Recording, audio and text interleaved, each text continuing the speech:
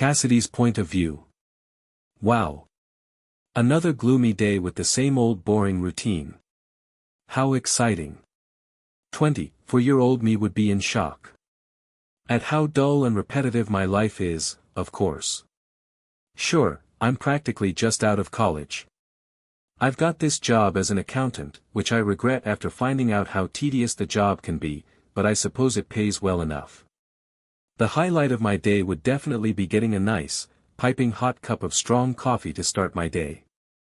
However, rushing to get it in the morning on time without being late is not.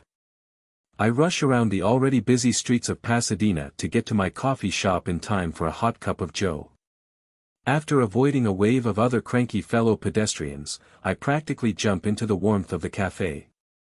I shiver at the warm coffee shop, a nice contrast to the windy and wet state outside. I know I will have to venture out again, but I allow myself to enjoy a few minutes of warm, heated bliss.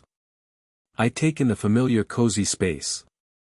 The coffee shop is small, holding some laminate artificial tables with matching brown wooden laminate chairs.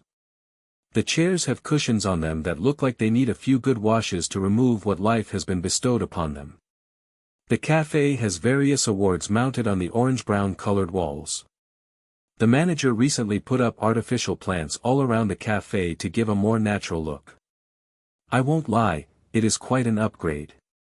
I scan the black chalkboard to look for any changes on the menu. Nothing much, except they upped the price for a large chocolate muffin. The sound of an old upbeat tune along with the usual chatter and coffee steamers managed to soothe my nerves. The smell of bitter black beans and hearty vegetable soup managed to tickle my nose. I take my cell phone out after getting in the surprisingly long line for coffee. Dang, 7:54 already. I'm a bit behind my planned schedule today. I briefly browse through my emails and messages. Well, looks like I've got quite a day ahead of me. My boss seems to have scheduled a meeting for 8 o'clock. Wonderful, as if I'm not already going to be late. My turn in the line comes and without looking up from my screen, I say clearly to the barista, which I foolishly assumed was my sister, just my usual, thanks. No response. I look up from my phone and standing in front of me is someone I've never seen working here until today. Some more specifics would be helpful, said the mysterious man in front of me. I observe his sheepish smile, and the one dimple that flashed on his left cheek. Oh my goodness. He was absolutely model-like.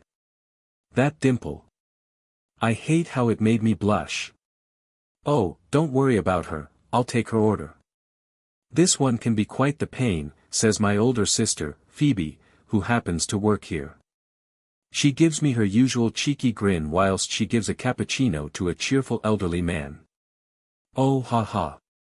Very funny, I say sarcastically as I roll my eyes at Phoebe. I'll have a large macchiato.